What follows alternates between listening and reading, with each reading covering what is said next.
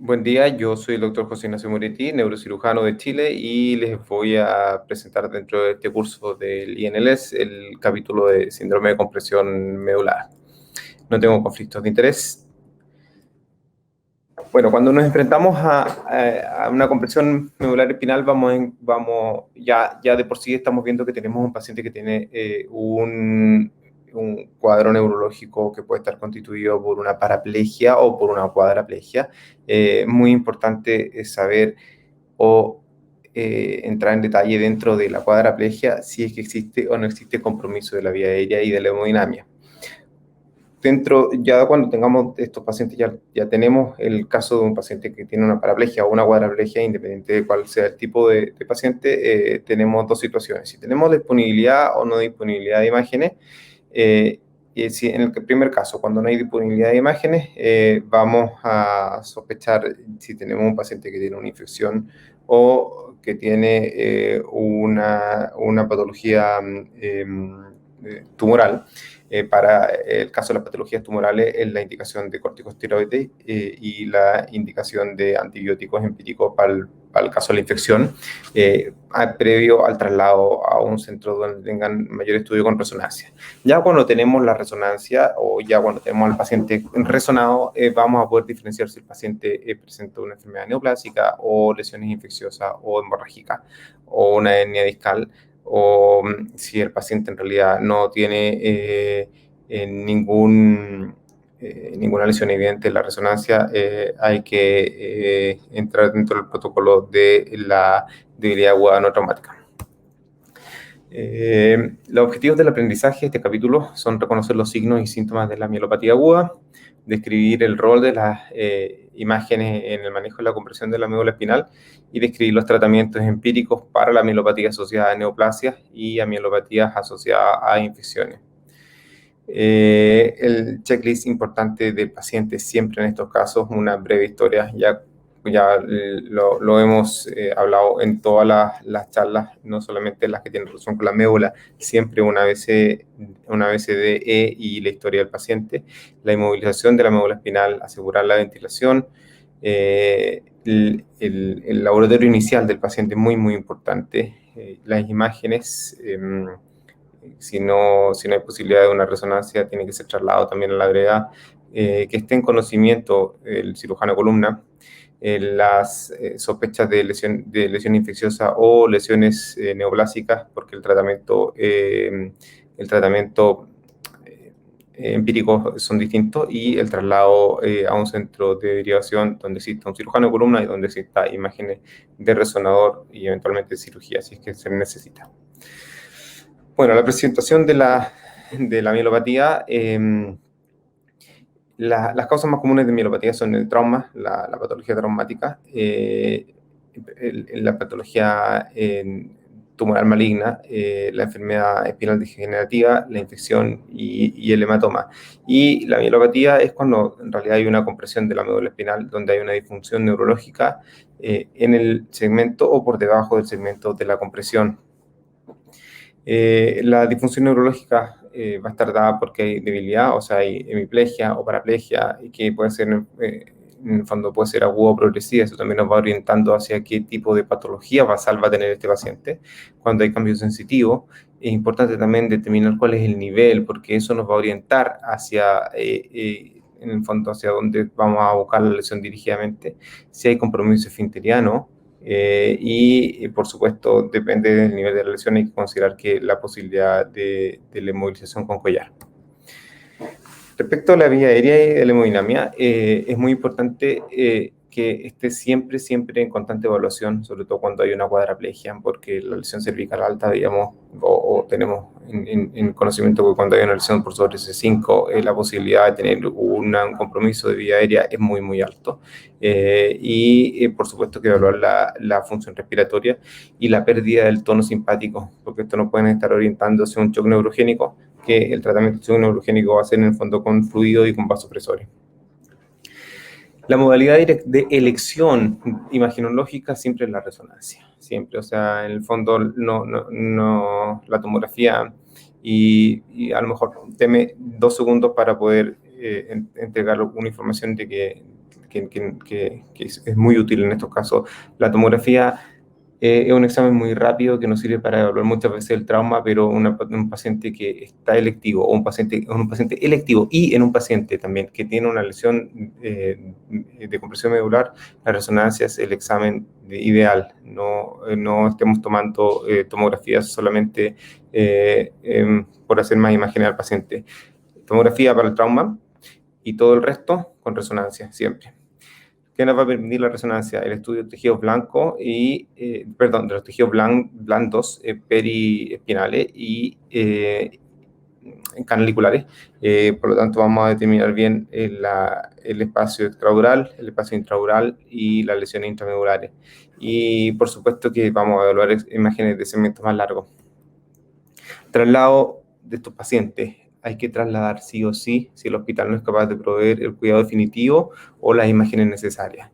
Hay que evitar unos tiempos de traslado prolongados, hay que evitar en el fondo que el paciente ande de un hospital a otro sin poder ser resuelto, sino que hay que derivar al que corresponda inicialmente. Hay que entregar al paciente, consultar y entregar al paciente de médico a médico y de reportar al paciente de enfermero a enfermero o enfermero a enfermera. Es esencial para poder saber qué es lo que tiene ese paciente.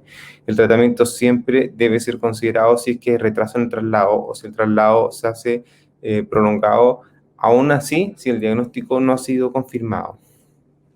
Entonces, ¿cuándo hacemos un tratamiento empírico? Cuando la imagen, como les decía al principio, no está disponible. Si no está disponible, estamos sospechando de que hay una patología neoplásica, tratamiento empírico con corticosteroides. Si no hay traslado rápido disponible, no hay imágenes disponibles, estamos sospechando de una patología infecciosa, tratamiento antibiótico disponible. Una vez iniciados los tratamientos empíricos disponibles, traslado al centro que corresponda.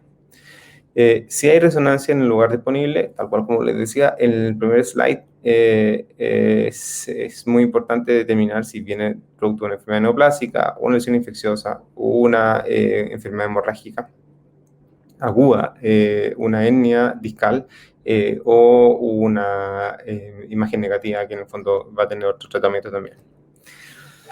Nuevamente con algunos casos para poder evaluar la materia. Un hombre de 75 años con historia de cáncer de próstata se presenta con debilidad de miembros inferiores, de 2 días de evolución y con disminución de la fuerza de agarre.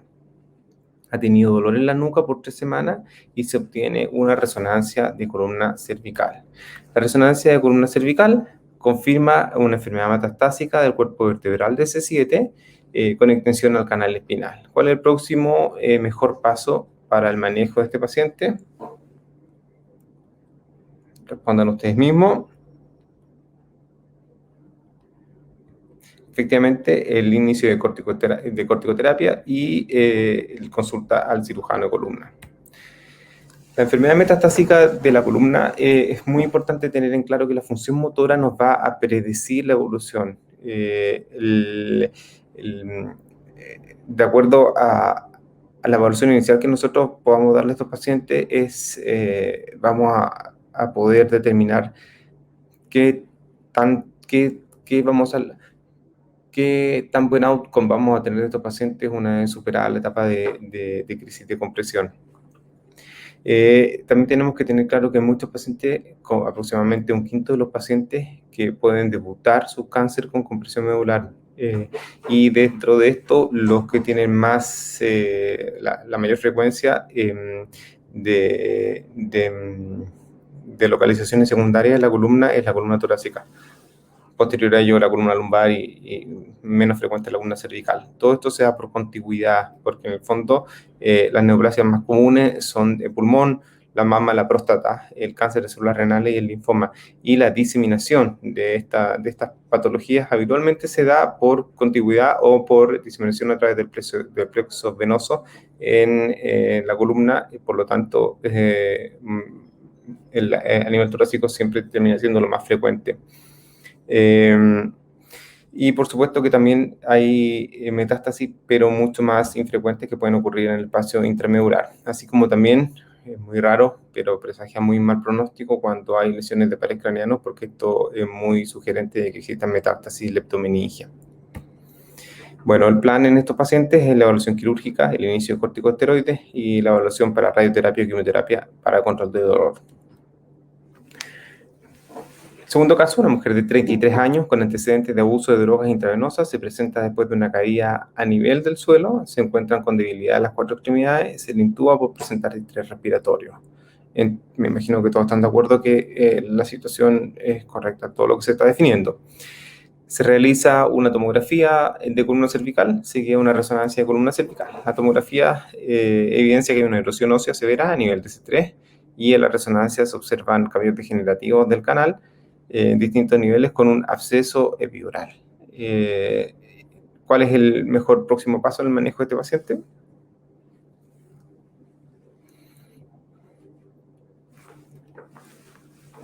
Efectivamente, consultar al cirujano de columna, el inicio corticosteroide y el vaciamiento. La triada que se da clásicamente en los cuadros infecciosos espinales es que hay dolor, hay fiebre y déficit neurológico. Es raro que se dé la triada, pero cuando se da la triada es muy indicativo de que existe una infección espinal. Como factores de riesgo hay que considerar sobre todo que hay una diseminación hematógena para poder lograr una implantación infecciosa a nivel espinal. Por eso es que veíamos el caso de la paciente anterior, que es una usuaria de droga intravenosa. Por eso se define así. Y habitualmente el estafilococcus aureus es el agente más común. Respecto del cuadro infeccioso, la lesión en la médula espinal por compresión directa y por compromiso vascular. En el fondo hay un síndrome medular porque hay un crecimiento de un absceso y porque también hay un compromiso vascular en la zona que está evitando el aporte sanguíneo a la médula. El diagnóstico habitualmente se retrasa porque la triada nunca está, o sea, en muy raros casos está presente 100%, pero cuando está presente siempre hay que sospecharlo. Y hay una cierta dificultad para distinguir la metástasis leptomeningia porque dan síntomas muy parecidos. Bueno, habitualmente hoy en día ya no es muy difícil que se hagan radiografías, pero cuando hay radiografía simple, cuando hay más de un cuerpo comprometido, muchas veces uno podría sospechar de que existe una infección secundaria en esa zona. Bueno, ¿cuál es el plan en estos pacientes?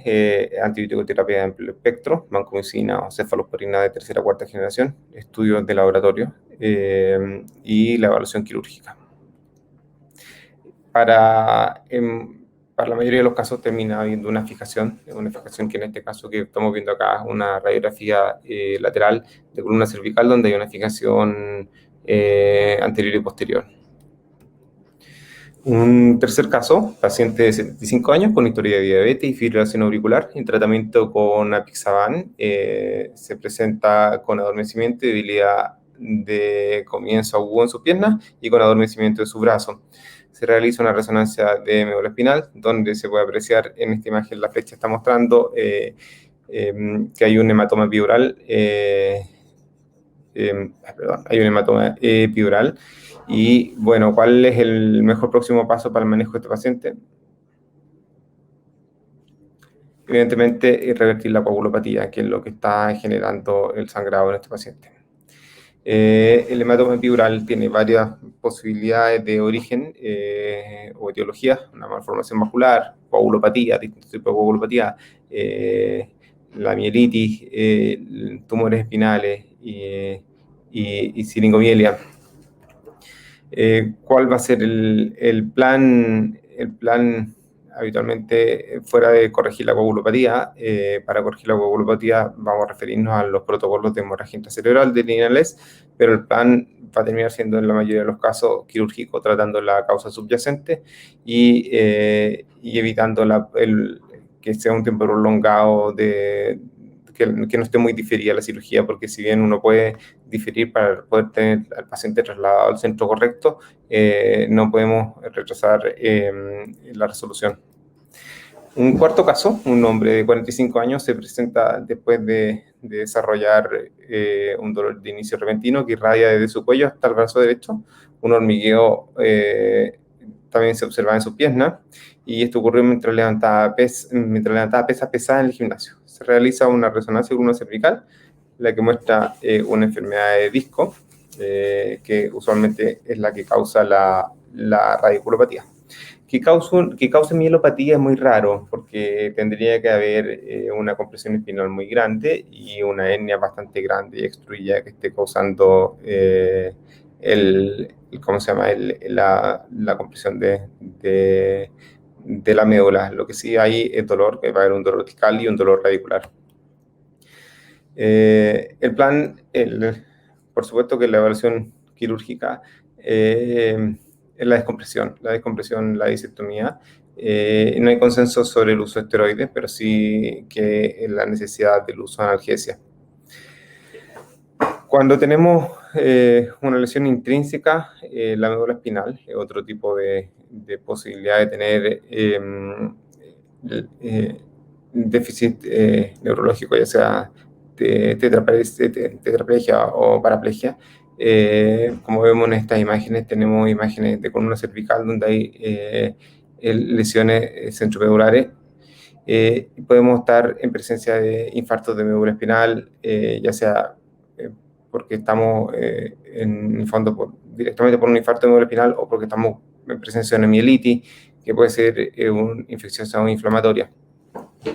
Para el caso de la población pediátrica, es súper importante también tener en consideración las condiciones genéticas de estos pacientes, si es que existe alguna condición genética especial que nos pueda provocar deformidad o nos pueda provocar alguna compresión medular que no teníamos una causa clara como las que hemos definido anteriormente. Importante el enfoque multidisciplinario de estos pacientes, considerar que la columna cervical y la relación con el cráneo columna cervical no es la misma que en el adulto. Importante cuando se transfiere al paciente de un centro a otro: edad, sexo y comorbilidades, inicio y duración de los síntomas, nivel espinal clínico de la patología, estado de la vía aérea y signos vitales, compromiso intestinal o vesical, resultados de laboratorio y de las imágenes, la terapia indicada y la terapia adicional que debiéramos comenzar antes del traslado, que muchas veces puede ser sugerida desde el lugar al donde se va a trasladar. Fondo, no podemos perder algunas perlas clínicas importantes. El síndrome de compresión medular es una disfunción neurológica aguda por debajo del nivel de compresión. Las etiologías más comunes son el trauma, la neoplasia, la enfermedad espinal degenerativa, los abscesos epidurales y los hematomas. La cuadraplegia debe acelerar la evaluación de la función respiratoria para detectar insuficiencia respiratoria inminente. El tratamiento empírico para las causas infecciosas o malignas del síndrome de compresión espinal es recomendado si el retraso de la resonancia no puede ser evitado. La descompresión quirúrgica temprana es recomendada y se correlaciona con mejores desenlaces. Las preguntas las vamos a dejar todas para al final de la sesión, en que trataremos de estar todos presentes.